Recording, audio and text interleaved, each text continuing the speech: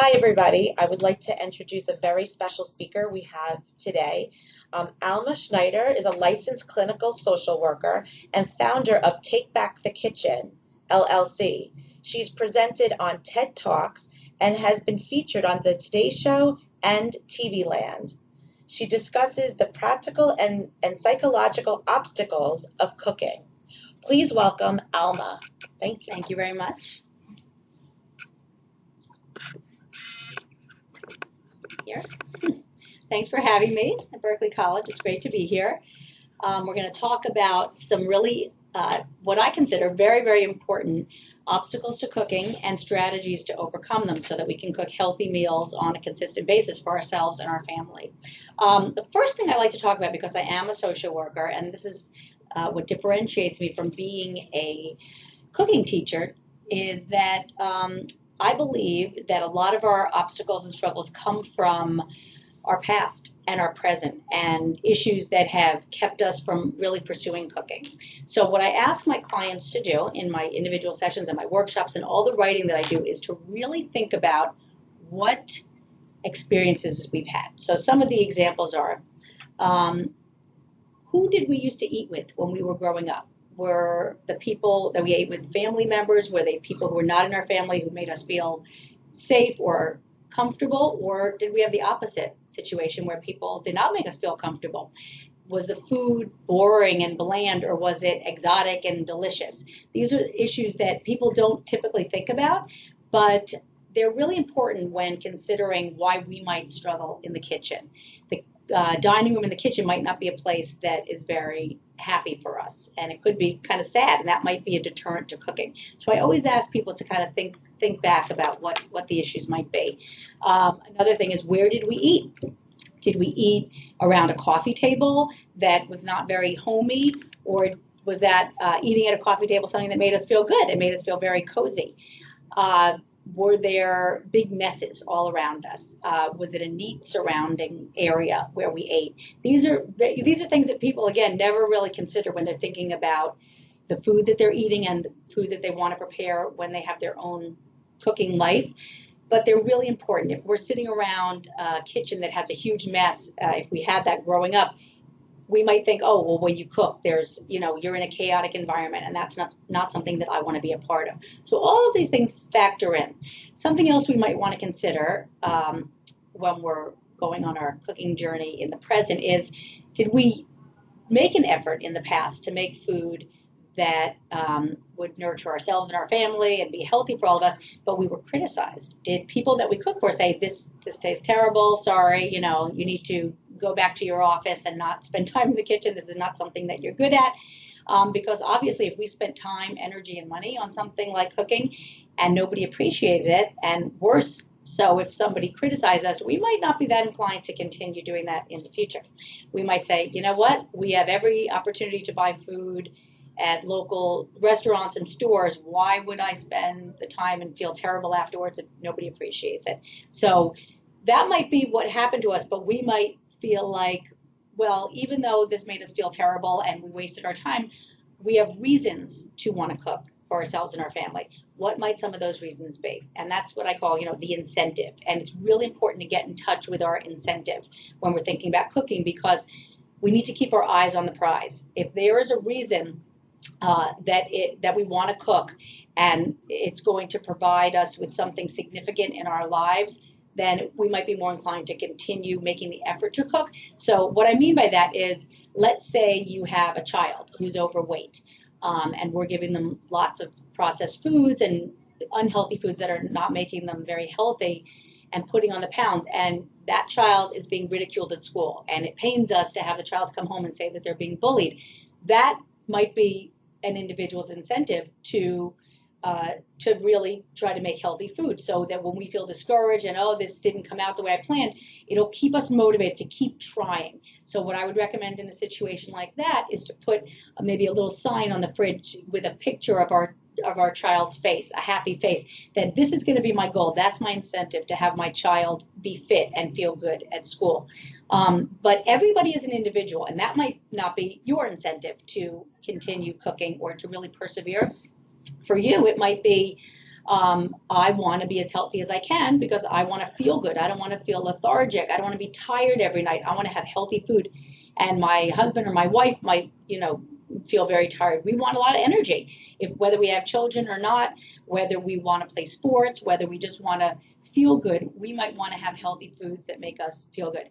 Going out to eat and buying prepared foods, there are a lot of additives in our food, and a lot of foods make us feel very sluggish. So cooking from home, if you're cooking from home, no matter what you're cooking, it's going to be healthier and have fewer additives than if you're out shopping, because you don't go out and buy oils with hydrogenated oil to put into your food. That's going to be pretty much in a lot of the foods that you buy outside, or an excessive amount of salt or an excessive amount of sugar. You're not going to put 5 tablespoons of sugar into a dish that you're making, because you're going to look at it and say, wow, that's a lot. It's very hidden in the foods that we're eating outside. We have no idea what's really in there when we're eating it. So when we're cooking from home, we're automatically going to be healthier than getting food outside of the home. So again, if that's your incentive to feel less tired, that's your incentive. That's great. For another person, it might be, I want my children to grow up, or I want to have a feeling of taking care of the people around me with homemade food. A lot of us growing up had people in our lives who cooked for us. Maybe it was an aunt, maybe it was a parent who provided homemade food, and it was kind of that special food, like on the holidays. There might be that special apple pie, there might be that special pot roast, or the special, baked ziti that somebody made for us. And sadly, this is the first generation where people can actually go through their entire life without ever having had one home cooked meal. Isn't that amazing? Historically, people had to cook from home, right? Because if they didn't cook from home, they wouldn't eat, because there were no convenience foods back in the day. I'm talking about a little bit, while back. But in this generation, there's so much convenience food, and there's so many restaurants in every town and so many places where you can buy already prepared foods that you could literally go through your whole life without never having to actually cook a meal. So we might have an incentive, or you might have an incentive to say, I want my kids to grow up feeling like that there was something special that I made for them, or that I cooked all my food, special for them, and that they appreciated it, and they connected that to my love for them. And a lot of people say, oh, it's bad to think that food is love, because that causes, eating disorders and weight problems. But the truth is, in my opinion, food is love. It's a way to show that you care about somebody, and that doesn't have to be bad food and junk food and sweets. That could be showing your love by providing healthy meals that show that I care about you and your health, and about and your energy level, and I want you to live a long, healthy life. That's love, to be able to nurture. So for some people, for you, that might be your incentive to have homemade meals that your partner or your friends or your children feel like, wow, they really care about me. They're going out of their way to shop, to prep food, and to cook food that makes me feel good, health-wise and emotionally. And to be honest, that's really why I'm in this business. I believe in the health of cooking from home and the economics, which it's always easier it's always cheaper to buy foods that you're going to prepare at home than it is to spend all your money going out to restaurants and ordering in from restaurants. But the real reason I do this is because I feel that I feel that home cooked meals are a way to show your family that you care about them, and that the kitchen, you might have heard the expression, the kitchen is the hearth of the home.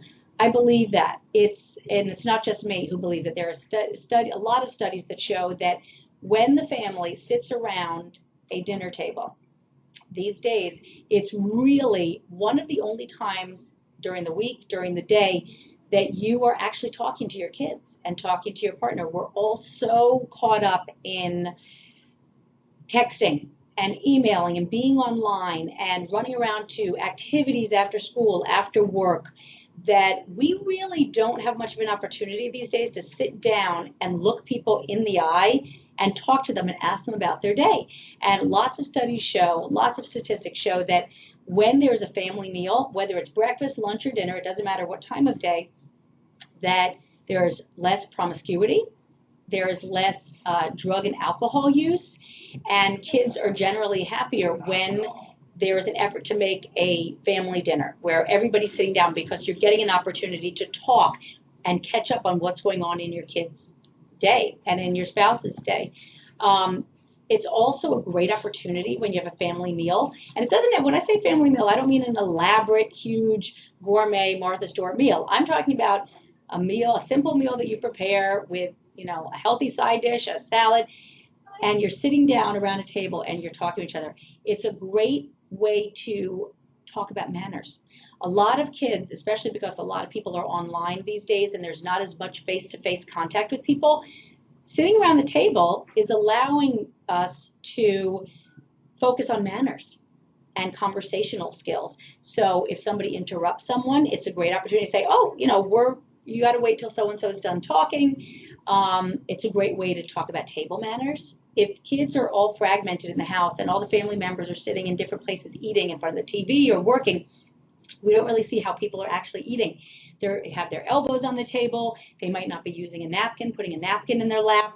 They might be eating with their hands if they're young kids. Hopefully, when they're older, they're not eating with their hands. But it's a great opportunity to discuss manners and say, oh, you don't talk with your, mouth full. You got to finish chewing. Let's wait till somebody else has finished talking, and then we can hear about your day. So conversational skills and table manners, because kids are going to grow up and they're going to go to restaurants and they're going to be on job interviews, and even at a young age, we're going on interviews and talking with people. We need to know how to carry on a conversation and to not just talk about ourselves, to, listen to other people, wait till they're done, give feedback, have active listening skills where we're listening to other people and repeating back to them, oh, that's really great that you're involved in that, and giving details back to them what they just gave to you.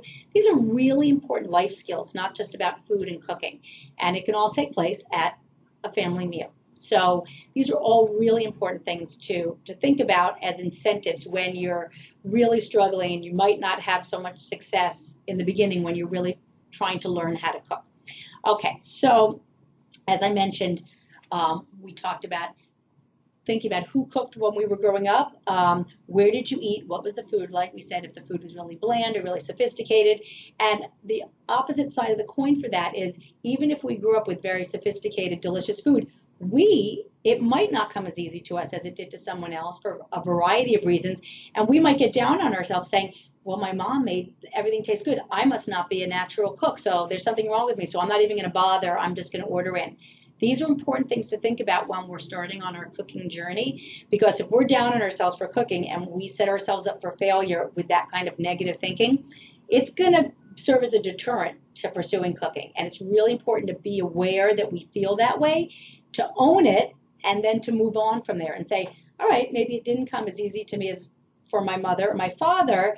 Maybe they got more positive feedback when they were growing up, and that's why they feel more comfortable. I'm going to have to make a little bit of an extra effort to pursue cooking. So just to be aware of it is very significant, because that will allow us to kind of cut ourselves some slack and then to move forward and see what we really need. And what we really need might be to tell the people with whom we live, you know what, I'm a little insecure about my cooking abilities, so I'd really appreciate it if you didn't say my food was really gross when you were eating it. I'd prefer that you eat it, try it, and say, maybe we can put a little bit more sauce on this next time, or present the critique in a much more positive way that doesn't make us feel bad, so that we're working as a team to get this accomplished, that get the healthy cooking work accomplished. Because it doesn't serve anyone well to say this tastes really gross, let's put this food in the garbage and order in Chinese. Nobody's going to feel good about that. It's also very important for us to be on the same page with the people in our house, the adults, and the kids. If we're starting to cook and the food isn't perfect, it's important for the adults to model this healthy behavior. It's a real problem if the adults are criticizing the food in a negative way, but even when the kids are saying, ew, this tastes horrible, it's important to talk to the kids and say, I say, don't yuck my yum. If somebody's eating something and if one kid likes the food and the other one doesn't, you're yucking the other kid's yum, and that might discourage the child who does like the food to continue eating it. So to keep quiet about it, to politely, if they don't want to eat all of it, that's okay, but maybe to talk with the kids, especially the older ones, to say, we can talk about that after, about things that you might like on another night, but it's a feeling of empowerment for the older kids to say, you're very influential to the other kids. if you're saying negative things about the food, they're not going to want to eat it because they follow everything that you do. Put them in a leader position and say, so it's better because we're trying to get everybody to eat healthy food. It's better if you don't say that and we discuss it later. Looking back to the cooking past, it's also important to look at meal times, set meal times. A lot of people with whom I work, they had a very chaotic life growing up in terms of cooking and eating, that their parents might have had a very erratic schedule and they eat at all times of the night, and that could have been a positive thing for you, or it could have been a negative thing. So think about that, because that might encourage you. If you had a very strict meal time growing up and that was something you didn't like, that you ate at 5 o'clock every night, you felt it was too early, it was unpleasant for you, that might be an unconscious deterrent for you to have family meals, because you might feel like you didn't like that. So you have your own life now. You're an adult. You can set your own time for cooking. It might be ingrained in your head that, oh, that's what family meals are. There's this very rigid, structured time that's the same every day. You can be your own boss, and you can create your own family meals and the time that you eat with yourself and with your family every day. If you felt it was too erratic and you want a structured time, all the more reason to set aside, a time that's more pleasant for you. There are lots of other ways that your family might have had meals that you thought, that you want to emulate, you want to have that in your own life, or that you want to change. And again, it's a very individual thing. We are all individuals. Everybody has a different cooking and eating past, and we all need to look at what happened in our own home growing up and how we want to change that, and the positive aspects of it that we might want to keep the same. We might have had dessert every night. That might be something you want to keep in your family, but by all means, that does not mean that you have to have dessert every night. I realized very recently that I never even considered not having dessert in my family, because I grew up in a household where dessert was served every night.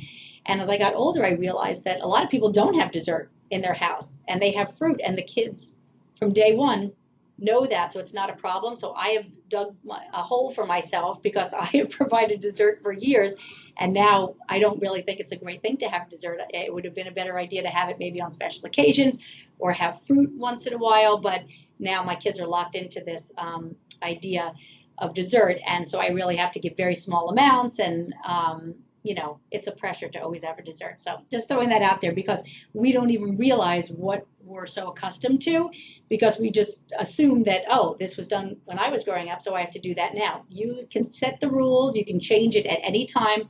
As another example, I have just, my oldest child is 14. I have an 8-year-old, a 10-year-old, a 12-year-old, and a 14-year-old. I just the other day stopped serving juice. I put the kibosh on juice drinking, because I've always known it's not good, and I always gave a small amount, but there's really no point to have juice. All it is liquid sugar. We should really all be eating fresh fruit, and I'm not saying that everyone should eliminate juice from their life, but I recently stopped serving juice and said, guess what? We're not drinking juice anymore. It's really not healthy. I'd rather have you eat fresh fruit or smoothies in the morning. So even when you've been doing something for a while, that doesn't mean you have to continue for the rest of your life. My kids, believe me, they're still complaining that they're not drinking juice. However, they're really enjoying the smoothies that we're having in the morning, and they're getting used to eating just fresh fruit in the morning. So it can be done, is my point. Okay, so what I really want to focus on is creating a family menu for yourselves, because that is going to be a way to really organize yourselves. One of the biggest complaints I have from most of my clients who want to eat healthy is that when I bring up the idea of a menu, because in my opinion, menus are the way to really organize yourself to be able to eat healthy. Otherwise, if you're not that comfortable cooking, it's going to be very, very overwhelming to have healthy food every night. And a lot of people's biggest issue is that at 5 o'clock, they say, oh my gosh, or 6 o'clock, what are we going to have for dinner? And they go scrounging in their cabinets, and they go scrounging in their fridge, find that they only have empty carbs in there, and then they say, let's order pizza again, or let's order in Chinese. And they get themselves in a vicious cycle where it's hard to make food from home, because they don't have the proper ingredients. It's the last minute. Cooking a meal from home, even if they do have the ingredients, is going to take a long time. Everybody's tired. The kids are getting cranky. It's the witching hour. and it's just a real challenge. So a menu is really important, to have a planned menu and be organized. But a lot of people feel like that's very overwhelming to have a menu, to put all that work into it. But I want to assure you that having a menu is going to alleviate almost every one of your cooking obstacles and challenges, because organization and planning is the number one thing that will help eating healthfully, because you will not grab something that's really unhealthy if you have a plan in place. It does take some time to put together. You do need to have the incentive that I discussed at the beginning, but once you get the menu down, all the weight you have will be lifted. The weight on your body, as well as the emotional weight of feeling guilty every night that, oh my gosh, I really had a good intention of making a healthy dinner, but I didn't have any food in the house and I didn't have the time. So creating a menu, and I don't mean changing the menu every week for the rest of your life. I'm talking about one menu for 1 week that you repeat week after week after week, with some changes, little changes that can vary it up a little bit. So I'm going to talk about what my menu is, because that seems to serve as a good example for people that you can take for what you want from it, and you can add to it or subtract from what mine is. Something that I tell people at all of my individual sessions, all of my workshops, and all of my writing about menus is that after 14 years of being a parent, almost 15, creating a menu was the only thing I have ever done that has worked immediately. Immediately, because I involved the children. Okay, so before I tell you about what my menu is, I'm going to tell you how we started. And this is key. If you know children and adults like to know what's coming next. Children like structure. They may fight it at first, but in the end, kids love when they know what is coming next, because it's safe for them. It feels comfortable. And if you ever think about it, when kids are constantly, what's for dinner, what's for dinner? It's not just like they're wondering what smorgasbord you're going to be presenting for them. It's kind of a fear thing, like, is she going to give me something, or is he going to give me something that I don't like, that's going to taste bad? It creates anxiety in a child, and especially for children with anxiety or children with special needs. Structure is vitally important, and we also need to be the authority figure. They need to know that somebody has a plan for us, that somebody's taking care of me and has put thought into this. It is so important that we provide that structure, because think about it, we're all putting things in our mouth that can affect how we feel. Sometimes kids and adults get stomach aches from the food that they're eating. It may make them feel weighed down. They might still be hungry afterwards. We don't think about this, but this is what's going on in a child's mind, and in some adults' minds, that what am I going to get? Like, I'm going to be ingesting something. They can't verbalize this most of the time, but it might be a cause for concern for them. So when we tell them what's coming next in a menu, it's going to feel very safe for them. So what I do is I have my hidden agenda, and then we have an open meeting with the family. My hidden agenda is I'm going to think about all the things that everybody in my family likes. Every food, even if it's a food that is not healthy. It might be chicken nuggets, it might be French fries, but I'm going to also be thinking about all the healthy foods that my children like and that the adults in the house like. And I'm going to write them down on a piece of paper, the common denominator. So maybe all the kids like eggs, all the kids like chicken. So I'm going to have that list for myself. But what I'm going to do is I'm going to bring the whole family together. We're going to sit down at a little family meeting and make it fun, and bring some healthy snacks, at the table, and say, I have this idea that I saw. You could say you got it from TV or from a friend of yours.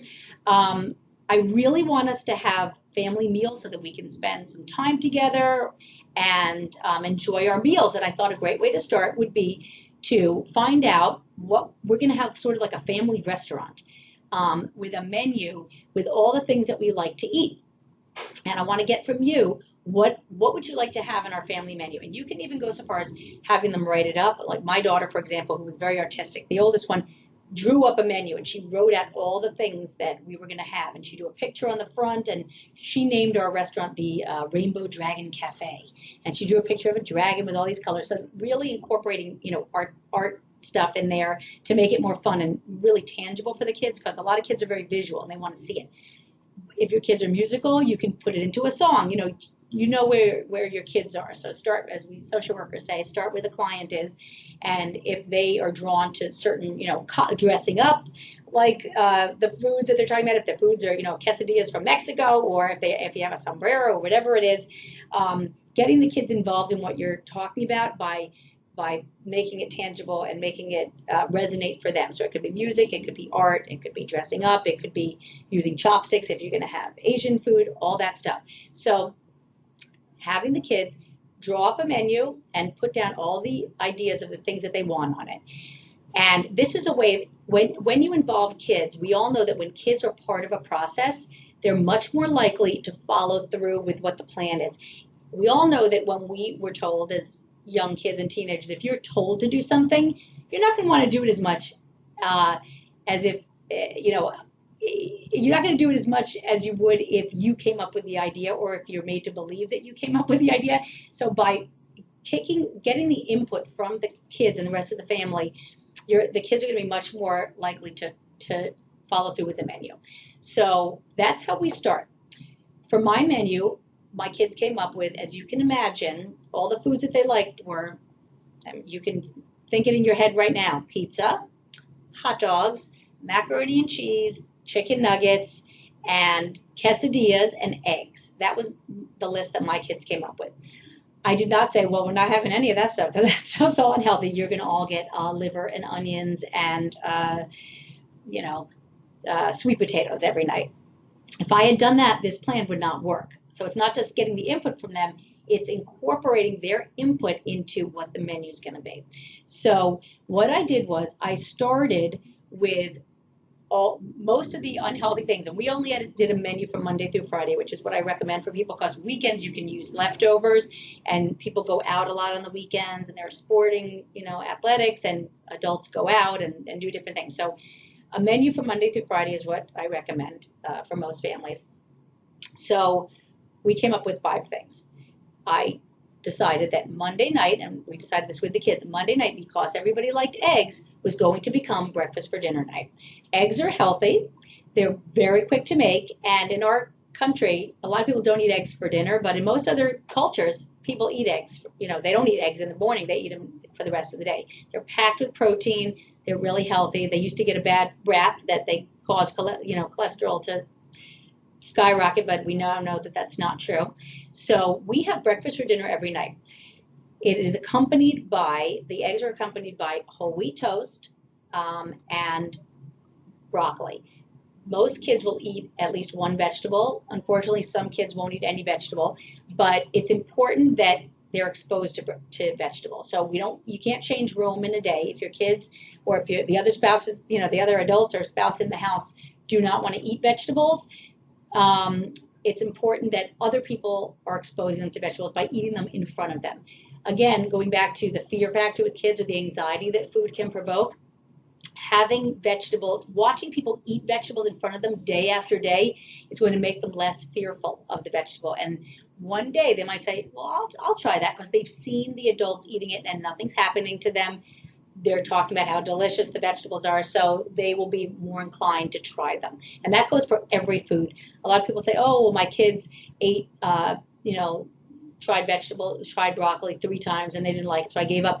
It's supposed to take about 24 times, they found, 24 times for a kid to try something before they can definitively say, I don't like it. So exposure, exposure, exposure. So maybe you and your other adults in the house don't want to eat eggs for dinner every Monday night.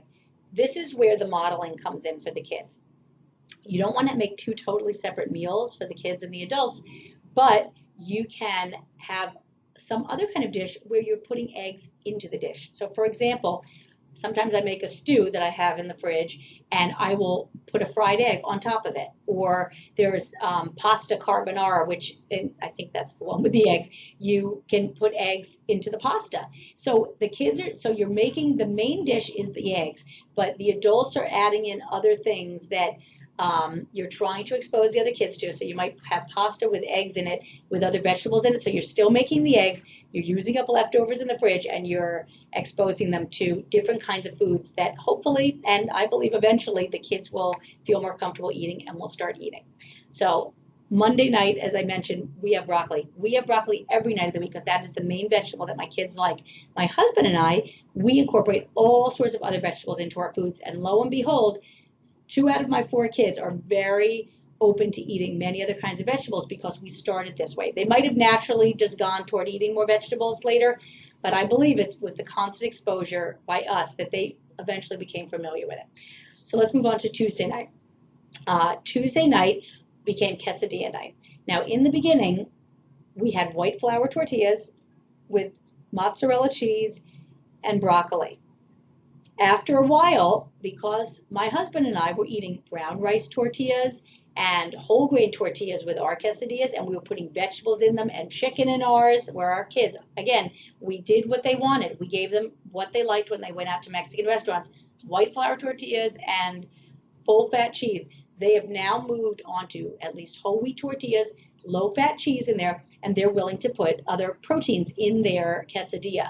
And we still have the vegetable on the side. So this took a while, but almost every child now, they're actually all my kids are willing to eat whole wheat tortillas. They will not eat the whole grain tortillas because that's going a little too far and they see the grains in it and they don't want it, but they have moved forward and they're incorporating the other stuff.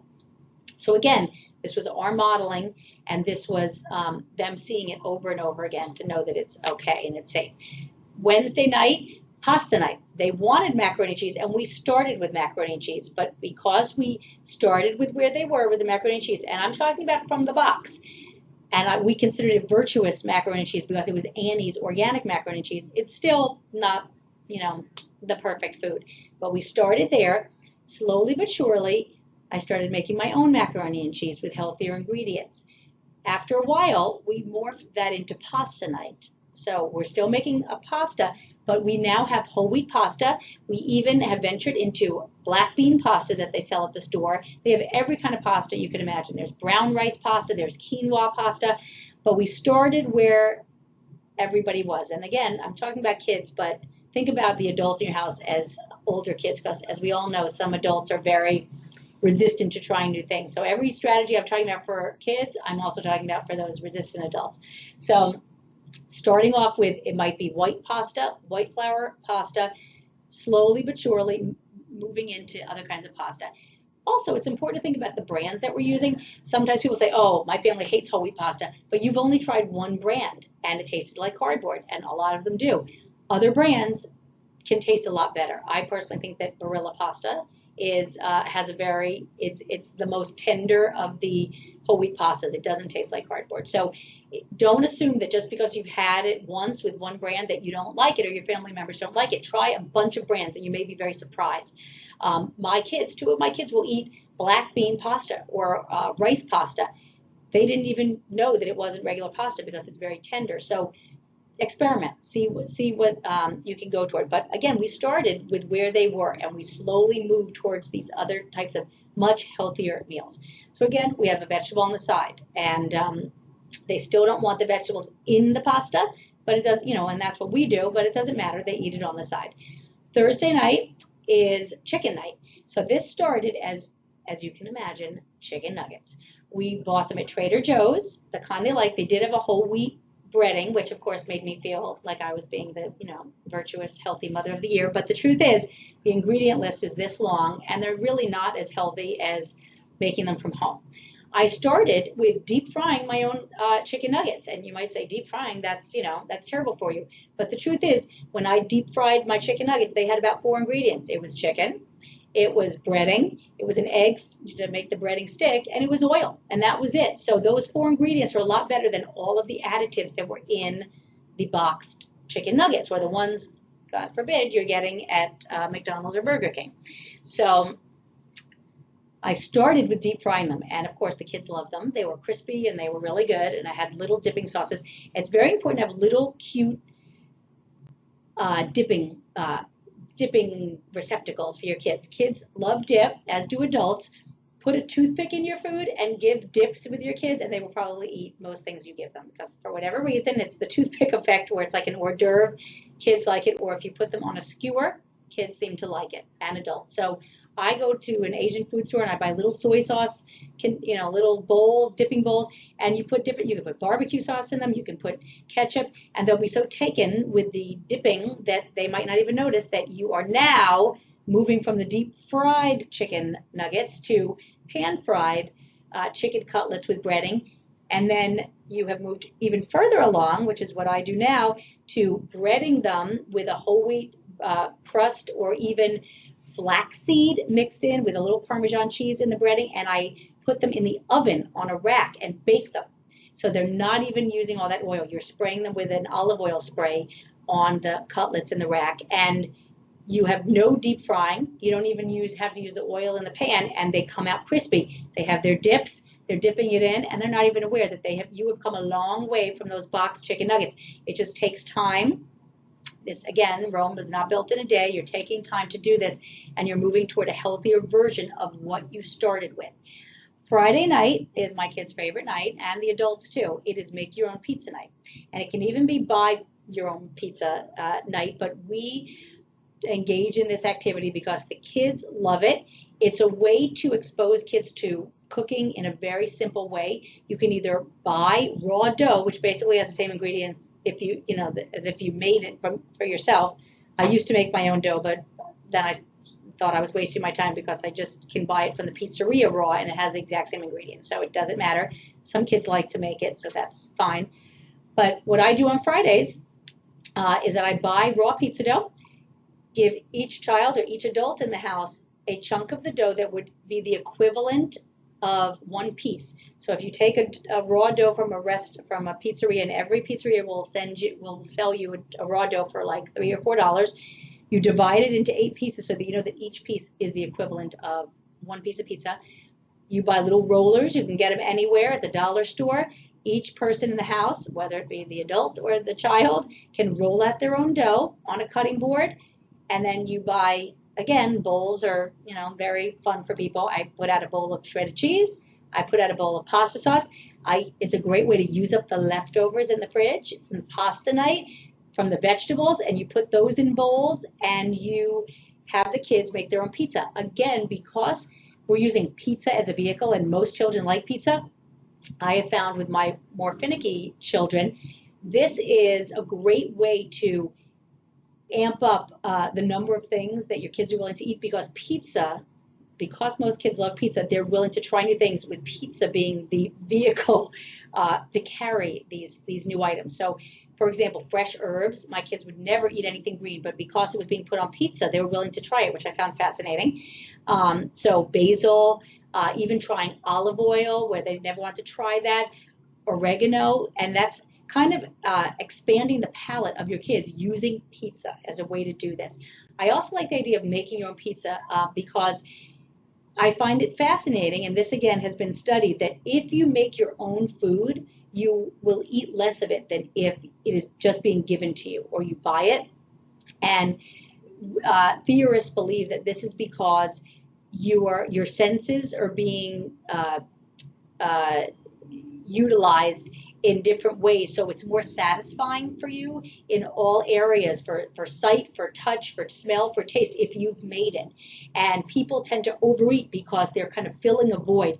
If you are making your own food, you're really appreciating it and you're savoring it more, and you eat less of it. And I have found that if I go out with one of my kids who's obsessed with pizza, he can literally down 4 to 5 slices of pizza. When we make it, he never asks for more than 2. And I just personally find that very interesting, but I believe it's because he put time and effort into it, and he doesn't feel like he's just downing food because it's there. He's taking, he's really appreciating the food. So this is a great way, again, for modeling to take place. My husband and I put all sorts of interesting foods and vegetables on our pizza. So again, we don't want to have a boring pizza night either. We want to make it interesting, and we want to use up the leftovers. We want to expose the kids to other foods and show them that we can put this all together and it can be an enjoyable meal. I also like pizza night because it's a way to have the kids feel proud of the food of our dinner and our family time together. I find that the kids want to invite people over for dinner on this night, and they feel they're very proud that they do make your own pizza night. So as as the kids get older, it's a great way to keep them at home, because I don't know about you, my kids want to leave all the time and go to their friends' houses and be anywhere but at home. But I find that when it's pizza night, they never want to go out, and they want people to come over because we're the cool house, because we make our own pizza. So that's a little added benefit, at least for my house, to have it be the cool house. And I like having people over because I can keep an eye on who their friends are and what they're talking about, and they're at my house, and instead of wandering the streets. So that is our basic menu. Again, on the weekends, people can, you go out, you can eat leftovers. We talked about all these different nights with chicken. We have moved from chicken. We don't always have breaded chicken, because my kids are more comfortable with chicken at this point. That's not just coming in, the basic nugget form. They're willing to eat all different kinds of chicken, and I always make extra. So for every night of the week, with the eggs, you can make egg salad from that. With I always have tortillas in the house because of the quesadilla night, so you can make wraps for the weekend with salad greens and the cheese and whatever meat you have. So these are all just whenever you're making these meals, you can make extra so that you have it on the weekends or for other meals during the week. The beauty of the menu also is shopping. Shopping is made much more infrequent. A lot of people complain that a reason I don't cook from home is because shopping. I feel like I go shopping 10 times a week, and it's really a pain. When you have a menu, you have a master list of all the things that you need for all those meals that I just mentioned. You create a master list of all the ingredients that you need for those meals, so that you pretty much only get those items when you go shopping. And you always have those items in the house, so you're not constantly out of things.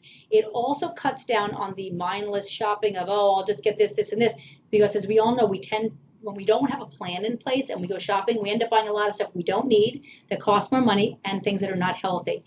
Going back to what I mentioned earlier, we might open the cabinet and see that we only have empty carb snacks for dinner. That's the result of not having a plan for your meals, and you end up buying these things that are just snack foods. So that can be eliminated when you have the menu, because you're really just buying stuff for your menu that you have every week. So you never are there at dinner time saying, oh my gosh, it's quesadilla night and I didn't buy tortillas, because you know that every week you're making these similar items and you always need to have them in the house. You're always going to buy eggs. You're always going to buy tortillas. You're always going to have cheese in the house for pizza night and for quesadilla night. You're always going to have chicken in the house. It will cut down on your shopping because you're going to know what to get. It's going to cut down on the money for the things that you're getting that you don't really need. It also, having the menu, it also provides your kids with less anxiety, as I mentioned, because they're always going to know that it's Tuesday. I know what's coming. And God forbid you don't have quesadillas on Tuesday, they're going to call you on it. Kids are going to get very into this idea because it's fun for them to know what's coming and it feels good. They're going to say, but you can't make that on Tuesday because it's quesadilla night, so prepare for that.